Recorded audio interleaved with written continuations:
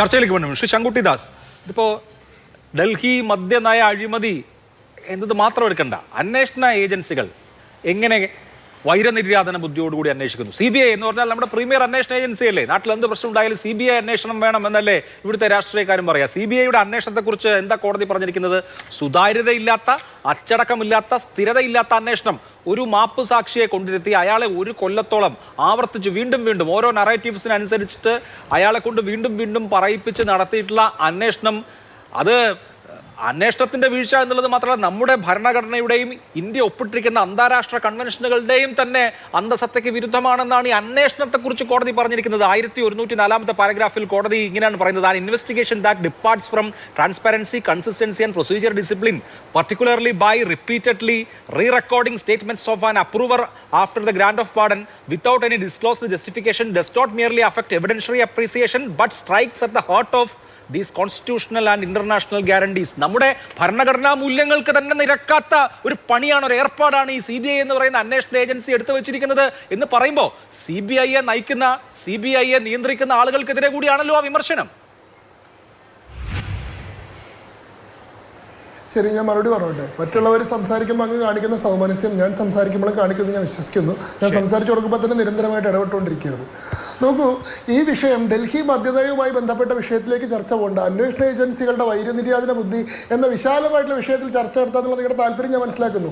കാരണം ഡൽഹി മദ്യനയവുമായിട്ട് വിഷയത്തിൽ ചർച്ച നടത്തി കഴിഞ്ഞാൽ അവിടെ ഈ പറയുന്ന ആം ആദ്മി പാർട്ടിയുടെയും കെജ്രിവാളിനെയും പ്രതിരോധത്തിലാക്കുന്ന ഒരുപാട് പ്രശ്നങ്ങൾ അവിടെ ഉണ്ട്, ഉത്തരം പറയാൻ കഴിയാത്ത കാര്യങ്ങളുണ്ട്. പ്രഥമ ദൃഷ്ടിയാൽ തന്നെ പൊതുസമൂഹത്തിനെങ്കിലും, കോടതിയുടെ കാര്യം അവിടെ നിൽക്കട്ടെ, പൊതുസമൂഹത്തിനെങ്കിലും അതിൽ അഴിമതി നടന്നു എന്ന് തോന്നുന്ന നിരവധിയായിട്ടുള്ള കാര്യങ്ങളുണ്ട്, നമുക്കറിയാം. അതുകൊണ്ട് അതവിടെ വെച്ചുകൊണ്ട് വൈരനിര്യാതന ബുദ്ധി നടന്ന വിശാല വിഷയത്തിലേക്ക് ചർച്ച കൊണ്ടുപോകണം. ഇപ്പോൾ അരുൺകുമാർ ഇവിടെ ഇരുന്ന് ചർച്ചയിൽ പറഞ്ഞ കാര്യങ്ങൾ കേൾക്കുമ്പോൾ ഞാൻ അത്ഭുതപ്പെടുമായിരുന്നു. 2 ദിവസം മുമ്പ് ചർച്ചയിൽ എടുത്തിട്ടുള്ള അരുൺകുമാർ തന്നെ മതി അദ്ദേഹത്തിന് മറുപടി പറയാൻ.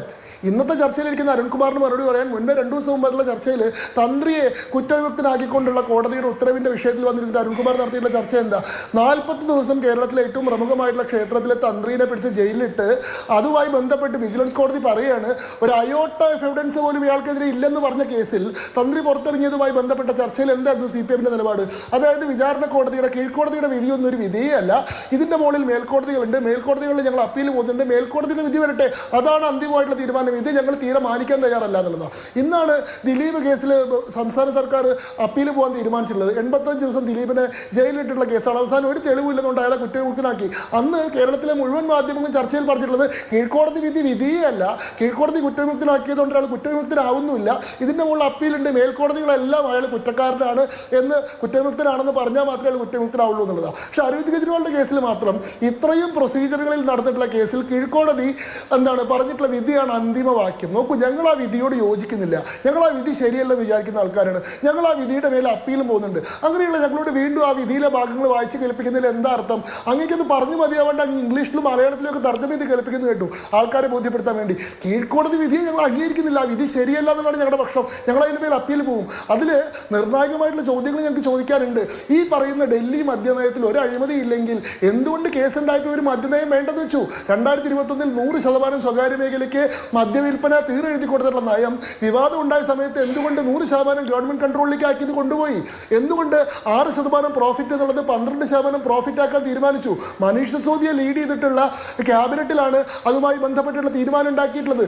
ഇതുമായി ബന്ധപ്പെട്ട് എന്തുകൊണ്ടാണ് സൗത്ത് കാർട്ടിലെ ആളുകൾ അറസ്റ്റ് ചെയ്യപ്പെട്ടപ്പോൾ അവരുടെ മൊഴികളിലെല്ലാം ഇവരുടെ പേരുകൾ ഉണ്ടായിരുന്നത്? എന്തുകൊണ്ടാണ് ബഹുമാനപ്പെട്ട ഹൈക്കോടതി മനീഷ് സിസോദിയുടെ ജാമ്യഹർജി പരിഗണിക്കുന്ന സമയത്ത് അയാളാണ് ഈ ആരോപണത്തിലെ കിങ് പിൻ എന്ന് പറഞ്ഞത്? എന്തുകൊണ്ടാണ് 6 മാസം ബഹുമാനപ്പെട്ട സുപ്രീം കോടതി അരവിന്ദ് കെജ്രിവാളിന് ജാമ്യം കൊടുക്കാൻ വിസമ്മതിച്ചത്? അപ്പോൾ ഈ കാര്യത്തിൽ എന്തോ കുഴപ്പമുണ്ടായിട്ടുണ്ട്. അവിടെ 2000 കോടി രൂപയുടെ നഷ്ടം ഉണ്ടായിട്ടുണ്ടെന്ന് പറഞ്ഞത് CAG റിപ്പോർട്ടാണ്. 589 കോടി രൂപയുടെ നഷ്ടമാണ് വികലമായിട്ടുള്ള നയത്തിലൂടെ ഉണ്ടായത് എന്ന് ഡൽഹിയിലെ ചീഫ് സെക്രട്ടറിയാണ് ലഫ്റ്റനന്റ് ഗവർണർക്ക് റിപ്പോർട്ട് കൊടുത്തത്. അതുമായി ബന്ധപ്പെട്ട അഴിമതി ആരോപണം ഉന്നയിക്കുന്നതും പോലീസിന് പരാതി കൊടുക്കുന്നതും കോൺഗ്രസ് ആണ്. അതുമായി ബന്ധപ്പെട്ട് പത്രസമ്മേളനം നടത്തിയ കോൺഗ്രസിന്റെ നാഷണൽ ജനറൽ സെക്രട്ടറിയാണ്. ഇത് പൊതുസമൂഹം മുഴുവൻ ഏറ്റെടുത്തിട്ടുള്ള ഒരു ആരോപണമാണ്. ഇത് BJPയുടെ മാത്രം എന്തോ നിക്ഷിപ്ത താല്പര്യം കൊണ്ടാണ് നിങ്ങൾ പറയുന്നത് എങ്ങനെയാ? പിന്നെ ആം ആദ്മി പാർട്ടിയുടെ പ്രതിനിധി പറഞ്ഞു, ഞങ്ങളുടെ ഗ്രൗണ്ടൊന്നും പോയിട്ടില്ല, BJP തെരഞ്ഞെടുപ്പ് വിജയത്തിന് വേണ്ടി കൊണ്ടുവന്നിട്ടുള്ള ഒരു വ്യാജമായിട്ടുള്ള ആരോപണം മാത്രമാണ്, അത് ഡൽഹിയിലെ ജനങ്ങൾ വിശ്വസിച്ചിട്ടൊന്നുമില്ല എന്ന്. എന്ത് അടിസ്ഥാനത്തിലായി പറയുന്നത്? 62 സീറ്റ് ഉണ്ടായിരുന്ന പാർട്ടി തെരഞ്ഞെടുപ്പ് കഴിഞ്ഞ് അതായത് 40 സീറ്റുകൾ നിങ്ങൾക്ക് നഷ്ടപ്പെട്ടു. ഞാൻ സമ്മതിച്ചോ? ഞാനൊരു കാര്യം പറയുന്നത് മുഴുവൻ കേൾക്കൂ സാർ, അങ്ങയുടെ ആഗ്രഹങ്ങൾ എന്റെ മേലേക്ക് അടിച്ചേൽപ്പിക്കരുത്. അന്യായമായിട്ട് അരവിന്ദ് കെജ്രിവാളിനെ കൊടുക്കാൻ ശ്രമിക്കുക. ഞാനിപ്പോ നേരത്തെ ശംഖു ചോദിച്ചില്ലേ, എന്തിനാണ് നിങ്ങൾ അംഗീകരിക്കാത്ത ഒരു വിധി ആവർത്തിച്ച് പറഞ്ഞുകൊണ്ടിരിക്കുന്നത്? ഒരു വിധിയുടെ ഇംഗ്ലീഷിലുള്ള ഒറിജിനലും അതിന്റെ മലയാള തർജ്ജമയും. ഇതൊരു സാധാരണ കേസാണോ? സാധാരണ ഒരാളെ പിടിച്ച്, ഒരു രാഷ്ട്രീയ നേതാവിനെ പിടിച്ച് അകത്തിടണോ? ഒരു സെർവിംഗ് ചീഫ് മിനിസ്റ്ററെ, ഒരു സംസ്ഥാനം ഭരിച്ചുകൊണ്ടിരുന്ന ഒരു മുഖ്യമന്ത്രിയെ ബീഹാർ ജയിലിൽ അടച്ച ഒരു കേസാണ്. ആ കേസിനെ കുറിച്ചാണ് നമ്മൾ സംസാരിക്കുന്നത്. ആ കേസിലാണ് ഒരു തെളിവുമില്ല എന്ന് കോടതി പറഞ്ഞത്. വെറുതെ പിടിച്ച് ജയിലിട്ടാണെന്ന് പറയുന്നത്. എന്നിട്ട് ഒരാളെ കള്ളനാണെന്ന് വരുത്തി തീർത്ത് അയാളെ ജനവിരുദ്ധനാക്കി അവിടെ നിന്ന് അധികാരം പിടിച്ചില്ലേ? ഇതൊരു ഒരു തരത്തിലുള്ള കൂവല്ലേ? ഒന്ന് ആലോചിച്ച് നോക്ക്. 2 തവണ അദ്ദേഹത്തെ തോപ്പിക്കാൻ പഠിച്ച പണി പറഞ്ഞിട്ട് നോക്കി നടന്നില്ല. അതിനുശേഷം ഒരാളെ കള്ളനെന്ന് മുദ്രകുത്തി ഞങ്ങളിപ്പോ അധികാരം പിടിച്ചു എന്ന് പറയുന്നതിൽ എന്ത് നൈതികതയാണുള്ളത്? എന്തൊരു അസംബന്ധമാണ് നിങ്ങൾ പറയുന്നത്. നിങ്ങൾ പറയുന്ന കാര്യം നിങ്ങൾ തന്നെ രണ്ടാമതൊന്ന് കേട്ടു നോക്കുക. അപ്പോൾ നിങ്ങൾ പറയുന്നതിൽ അയുക്തി നിങ്ങൾക്ക് മനസ്സിലാവും. ഞാൻ അങ്ങനെയല്ല പറഞ്ഞിട്ടുള്ളത്. നോക്കൂ, ഒന്നാമത്തെ കാര്യം, നിങ്ങൾ നിയമത്തിലെ ബേസിക് ആയിട്ട് ചില കാര്യങ്ങൾ മനസ്സിലാക്കണം. ഒരാളെ ഇത്ര ദിവസം ജയിലിലിടുന്നത് സർക്കാരോ പോലീസോ അല്ല. ഒരാളെ അറസ്റ്റ് ചെയ്ത് കോടതിയുടെ മുമ്പിൽ ഹാജരാക്കുന്നത് മാത്രമാണ് ഏജൻസിയുടെ ഉത്തരവാദിത്തം. അയാൾ ജയിലിൽ കിടക്കണോ, ജുഡീഷ്യൽ കസ്റ്റഡിയിൽ കിടക്കണോ, പുറത്തു പോകണോ തീരുമാനിക്കുന്നത് കോടതിയാണ്. ഒരാൾ 150 ദിവസം ജയിലിൽ കിടന്നിട്ടുണ്ടെങ്കിൽ കോടതി അയാൾ 41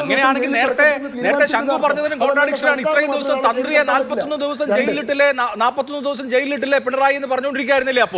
അപ്പൊ അത് അതിൽ ബാധകല്ലേ?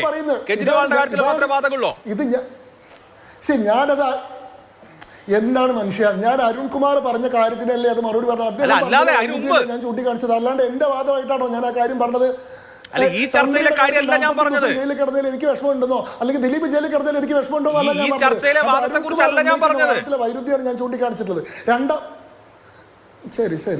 ഇനി രണ്ടാമത്തെ വിഷയത്തിലേക്ക് വരാം. നിങ്ങൾ നോക്കൂ, അരവിന്ദ് കെജ്രിവാളിനെ BJP അന്യായമായിട്ട് കേസിൽ കൊടുക്കാൻ ശ്രമിക്കുകയാണെങ്കിൽ ഡൽഹിയിലെ ജനങ്ങൾ ആൾക്കൊപ്പം നിൽക്കണമായിരുന്നില്ലേ? ഡൽഹിയിലെ ജനങ്ങൾ അരവിന്ദ് കെജ്രിവാളിനെ വിശ്വസിക്കുകയും BJPയുടെ തന്ത്രത്തെ എതിർക്കുകയല്ലേ വേണ്ടത്? BJP ഉണ്ടായിട്ടുള്ള ഈ വ്യാജമായിട്ടുള്ള കെട്ടിച്ചമച്ചുള്ള ഒരു ആരോപണം ഡൽഹിയിലെ ജനങ്ങൾ പൂർണ്ണമായിട്ട് വിശ്വസിക്കുകയാണ് ചെയ്ത്. അരവിന്ദ് കെജ്രിവാൾ ആയിട്ട് സിറ്റിംഗ് സീറ്റിൽ തോറ്റില്ലേ BJP സ്ഥാനാർത്ഥിയോട്? പർവേഷ് വർമ്മയോട് അരവിന്ദ് കെജ്രിവാൾ സിറ്റിംഗ് സീറ്റിൽ പരാജയപ്പെട്ടില്ലേ? 62 സീറ്റ് ഉണ്ടായിരുന്ന സ്ഥലത്ത് നിന്ന് 20 സീറ്റിലേക്ക് കൂപ്പുകുത്തിയില്ലേ? BJP 48 സീറ്റിലേക്ക് പോയിട്ടില്ലേ? കോൺഗ്രസ് പാർട്ടി ായതുകൊണ്ടാണ് ഇപ്പോൾ ഈ ആരോപണം BJPക്കെതിരെ മാത്രം ഉന്നയിക്കുന്നത്. ഈ പരാതി കൊടുത്ത ഇതിൽ എന്താണ് കംപ്ലൈന്റ്, ആദ്യത്തെ ഡിഫാക്ടോ കംപ്ലൈനന്റ് ആയിട്ടുള്ള ഇതുമായി ബന്ധപ്പെട്ട് പത്രസമ്മേളനം നടത്തിയുള്ള കോൺഗ്രസിനെ ആരോപിക്കാത്ത എന്തുകൊണ്ടാണ്? കാരണം 3 ടേമായിട്ട് 0 സീറ്റ് മേടിച്ച് നിൽക്കുകയാണ് കോൺഗ്രസ് അവിടെ ഒരു പ്രതിയോഗിയല്ല. ഇവിടുത്തെ രാഷ്ട്രീയ പ്രതിരോധി BJP ആയതുകൊണ്ട് ഇത് മുഴുവൻ BJP ഉണ്ടാക്കിയതാണെന്ന് പറയുകയാണ്. ഇവിടുത്തെ പ്രശ്നം അരവിന്ദ് കെജ്രിവാൾ തെരഞ്ഞെടുപ്പിൽ തോറ്റുള്ളത് ഈ ഡൽഹി ലിക്കർ സ്കാമിൽ പോലീസ് അറസ്റ്റ് ചെയ്തുകൊണ്ട് മാത്രമൊന്നുമല്ല. അവിടെ ശീഷ് മഹൽ കോൺട്രവേഴ്സി, അതായത് ലാൽ ബത്തി കൾച്ചർ അവസാനിപ്പിക്കുമെന്ന് പറഞ്ഞുകൊണ്ട് അഴിമതി വിരുദ്ധ മുദ്രാവാക്യമൊക്കെ വിളിച്ചുകൊണ്ട് സാധാരണക്കാരുടെ പ്രതിനിധിയായിട്ട് വന്നിട്ടുള്ള മുഖ്യമന്ത്രി 2ാമത് ടേം വന്നപ്പോൾ സ്വന്തം വീട്, ആഡംബര വീട് കോടി കൂട്ടിയത് 76 കോടി രൂപ ചെലവഴിച്ചിട്ടാണ്. ശീഷ് മഹൽ കോൺട്രവേഴ്സി. യമുന ശുദ്ധീകരണ പദ്ധതി പറഞ്ഞു, യമുന ശുദ്ധീകരിക്കൽ നടന്നിട്ടില്ല. ഡൽഹിയുടെ പൊല്യൂഷൻ കുറയ്ക്കുമെന്ന് പറഞ്ഞു. ഡൽഹി ലോകത്തിലെ 10 പൊല്യൂട്ടഡ് സിറ്റികളിലെ 2ാമത്തെ വലിയ സിറ്റിയായി. ഡൽഹിയിലെ മൊഹല്ല ക്ലിനിക്കുകൾ ഇല്ലാണ്ടായി. ഡൽഹിയിലെ ടാങ്കർ ലോബികൾ, ഡൽഹിയിലുള്ള ജലവിതരണം മുടക്കി. അവിടുത്തെ അടിസ്ഥാന സൗകര്യ വികസനത്തിന്റെ പ്രശ്നം, അവിടുത്തെ എന്താ പറയുക, ഈ പാത്ത് ഹോളുകൾ തകർന്നു വേണ്ടിയിട്ട് സിവിൽ സർവീസ് കോച്ചിന് എന്നുള്ള സിവിൽ സർവീസ് ആസ്പിരന്റ് ഓടയിൽ പൂർണ്ണമായിട്ട് ജനങ്ങൾക്ക് എതിരായിട്ട് ആ സർക്കാർ മാറി, ഡിസ്കണക്ട് ഉണ്ടായി. അതുകൊണ്ടാണ് ജനങ്ങൾ അവരെ തോൽപ്പിച്ചത്. അല്ലാണ്ട് അരവിന്ദ് കെജ്രിവാളിനെ കൊടുക്കാൻ BJP ഉദ്ദേശിച്ചിരുന്നെങ്കിൽ ആ കൂട്ടത്തിൽ ജനങ്ങളെ കൂടെ കൂടേണ്ട ആവശ്യമില്ലല്ലോ. അവർ കെജ്രിവാളിന്റെ ഒപ്പം നിൽക്കുകയല്ലേ വേണ്ടത്. ജനങ്ങൾ അങ്ങനെ അണ്ടർ എസ്റ്റിമേറ്റ് ചെയ്യരുത്. ഡൽഹിയിലെ ജനങ്ങളുടെ വിധിയെ മാനിക്കാനുള്ള മര്യാദ. അതാണ് BJPയുടെ പോയിന്റ്.